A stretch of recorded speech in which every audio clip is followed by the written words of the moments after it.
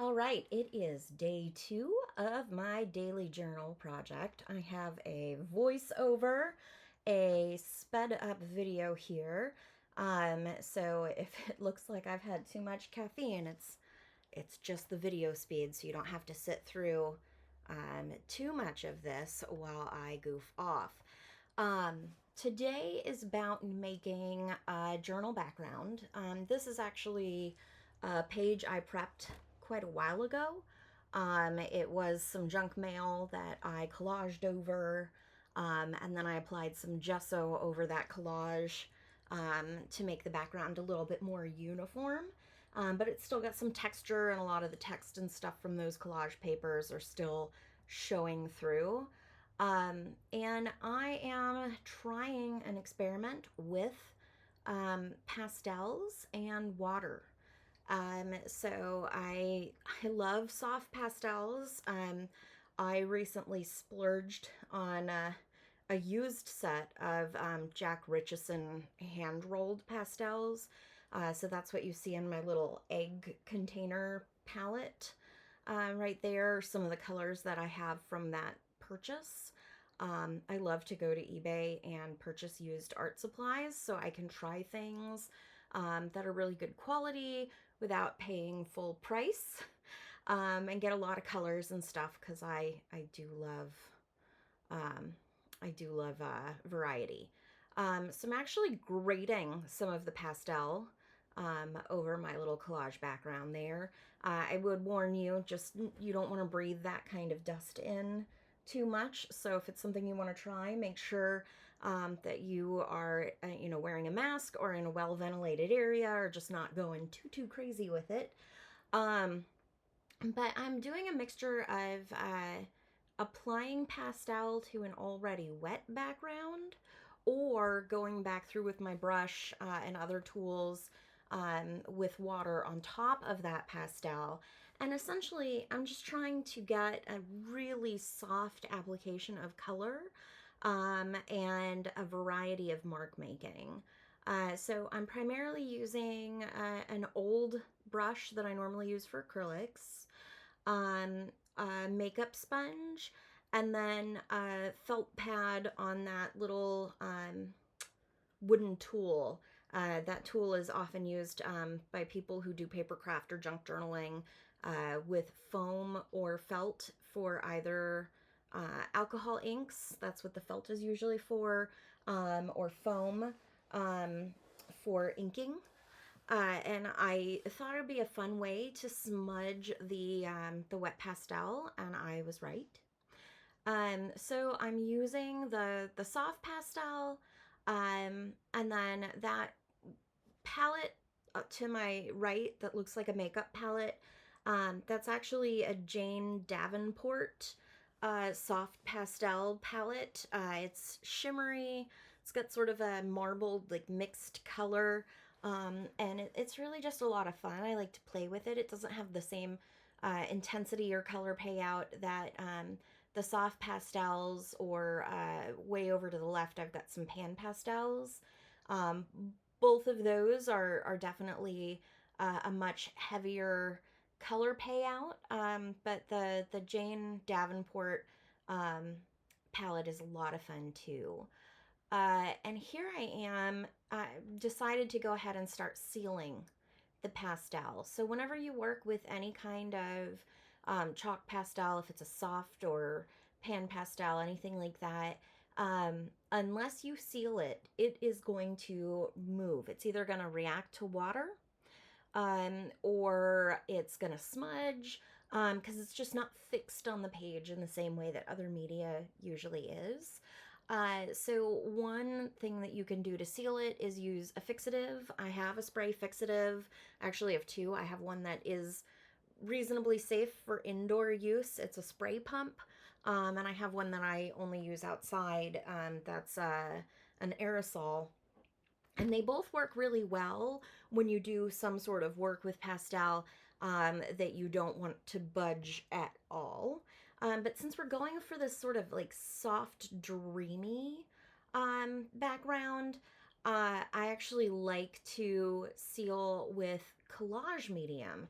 So that white blob on the right that I was using a moment ago and painting over the pastels um, on my collaged background is just some matte medium.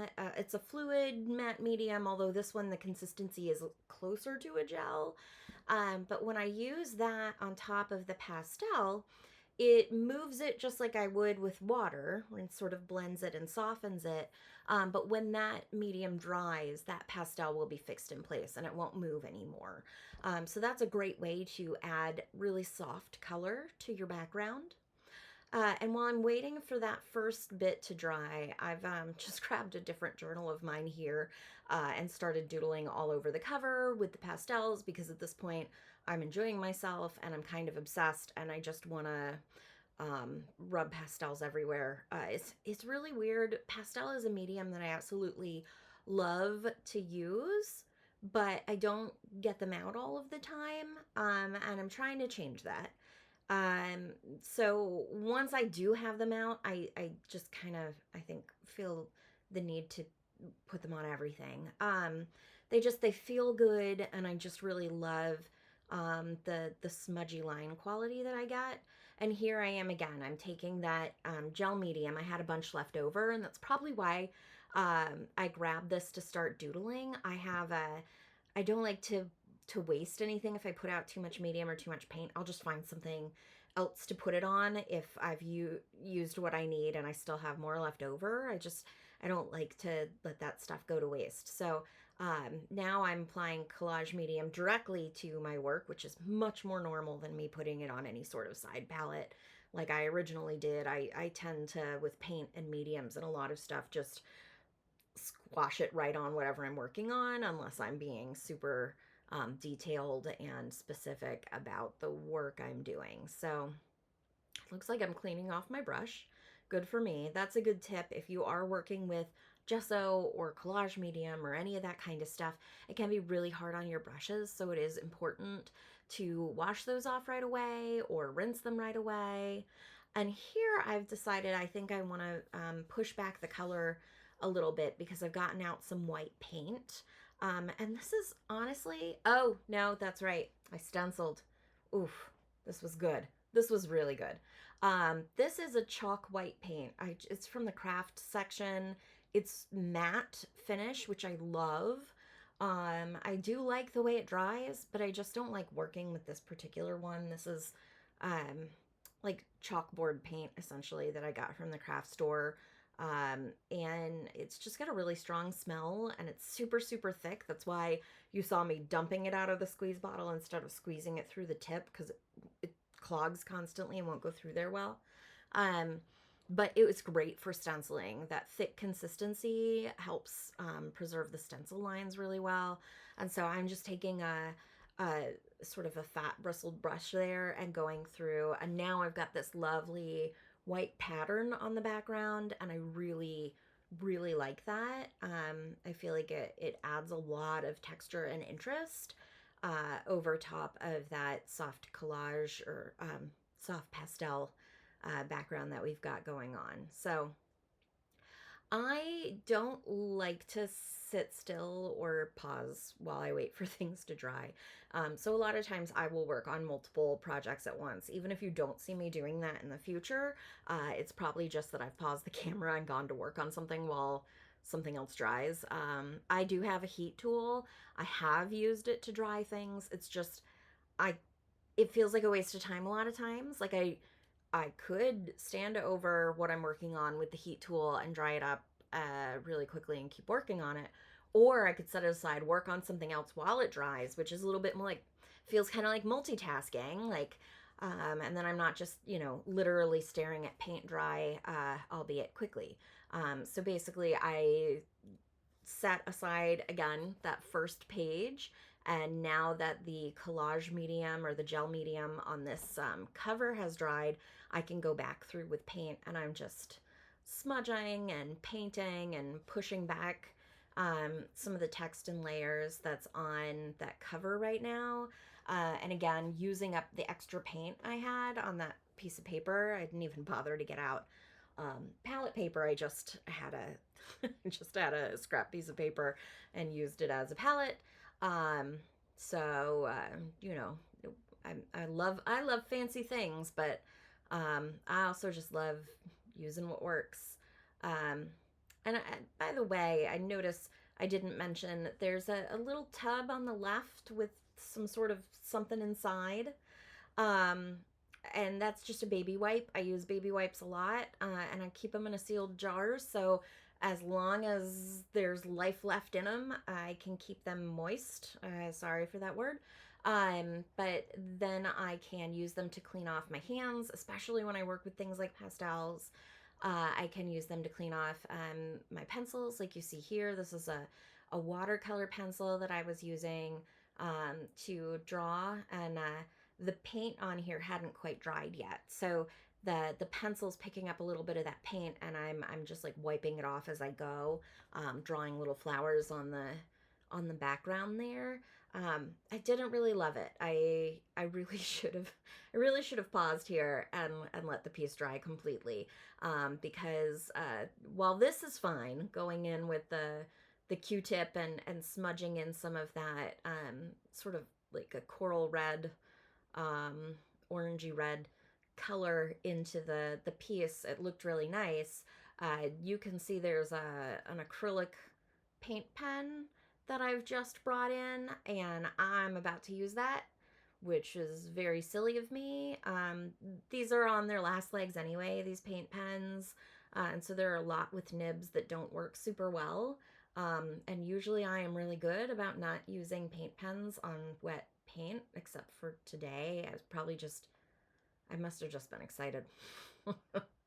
um, and I thought I was gonna, I thought the trick was that I was just gonna keep wiping it off the paint, but eventually I pretty much ruined that smaller nib there, and the paint stops coming out. So that's on me. I had to switch and use the larger size nib, and I'm sort of trying to bring those small flowers together with the larger one. This is not my normal favorite flower shape. I don't love the pointy leaf ones as much, although it is kind of like a little plumeria.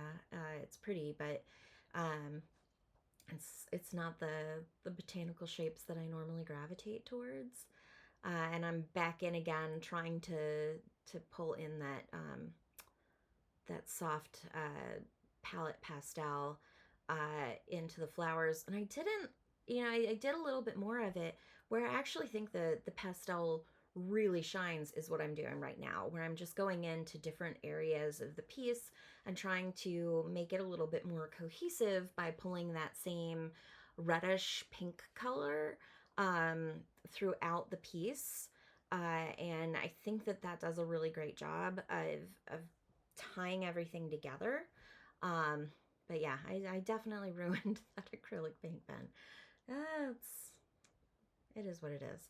And since I added more pastel, I'm going back through again and sealing everything up. So that means the pastel might move a little, although I'm working pretty quickly with the collage medium, or the matte medium here. So um, I didn't see a lot of movement, but both the colored or the watercolor pencil and the pastel might budge a smidge. Ooh, I paused and came back, and I got this gold leafing stuff that I just randomly grabbed one day at the craft store. It's a mix of colors, which is what attracted me. It's got a little bit of blue, some like copper and gold. And now I've got out gloss medium, because matte medium is gonna make the metallic leafing less shiny. So I just went ahead and grabbed the gloss and started adding that to the background. This is not something I normally do, but um, honestly, the leafing is in the same drawer that my pan pastels and that pastel palette are.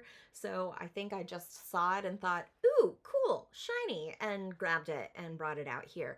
And I'm like, you know what? I like adding gold accents from time to time. So this is the perfect opportunity for me to add that in a way that I don't normally with the leafing. And then in just a moment, I'm going to grab some gold gel pens and paint pens and play around with it some more and add in a little bit more of that gold. So right now I'm just trying to put down collage medium anywhere I want to apply the gold leafing, because it needs, if I don't put something down underneath it to grab it, that stuff just flies away in the air. It's really hard to contain. It's very loose and easy to move around. So put down the medium, then put the leafing on it so it sticks, and then go back over it with more gloss medium to finish adhering it so that we get the nice finish. And again, I don't use gloss medium in a lot of applications, but there are some. This is one of them. Another is when I'm trying to get papers extra translucent or transparent in collage. But otherwise, I usually do prefer a more matte finish. So now the leafing appears to be mostly dry. I think, yeah, I found one spot that wasn't stuck down enough. So I'm just adding a little bit more gloss medium to any area I think maybe needs a little extra adhesion. And then what I'm going to do is grab these pens that I've pulled out and start making some additional marks with those. I've got out there a Posca paint pen. That's an acrylic paint pen or marker. They're really great. They come in a lot of different sizes. People tend to either love them or hate them. I love them except for when they don't work for me. Oh, colored pencil. Who knew? This is not a watercolor pencil. This is color pencil. And it looks like I'm just trying to get some additional definition on that larger flower at least. I forgot about that. Since this is a voiceover, I made that video a little while ago, and sometimes I forget what steps I've taken because I'm not thinking the same way when I come back and talk about it afterward. So yeah, the bigger, chunkier pen that you see there is the Posca paint pen. And it's a lot of fun to use. In a minute, I do remember I needed to really shake it and really smush it down to get the paint flowing. And that is usually the biggest complaint that people have about that style of paint pen, is that sometimes it can be hard to get it to activate and release the paint. And other times it seems to do it a little too freely. So it's one or the other. And yeah, here we go. I'm shaking, I'm pushing the nib in. That's how you get the paint flowing.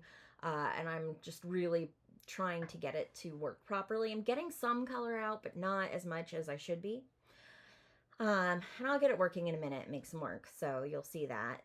The other two gold pens that I have out, one is a Sakura Jelly Roll gel pen.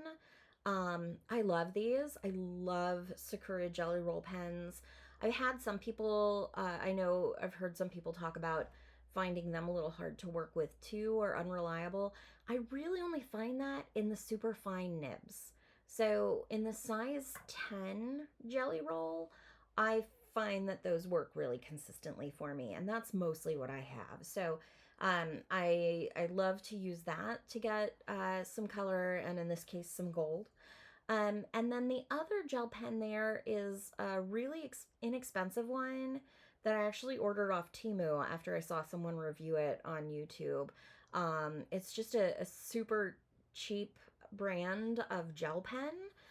It's really, really fine nibbed. It works very similarly to the Jelly Roll gel pen. But honestly, it's like at least half the price, and comes in a lot of colors that I don't get in the Jelly Roll. Things that are a bit more like earth tone or subtle, whereas the Jelly Rolls are often a little bit more bright colors or sparkly things. So it's just a really good one to add to my collection. It's called the brand is, I think, Languo, Languo.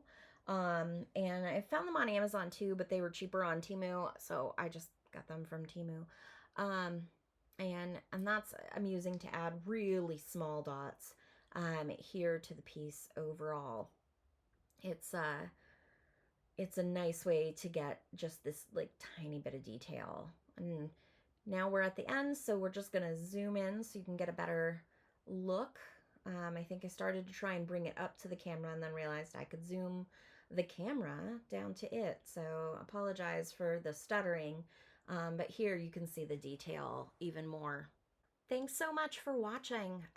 If you enjoyed this, please like and subscribe and hit that bell so you can get more of my videos as they come out. Thanks.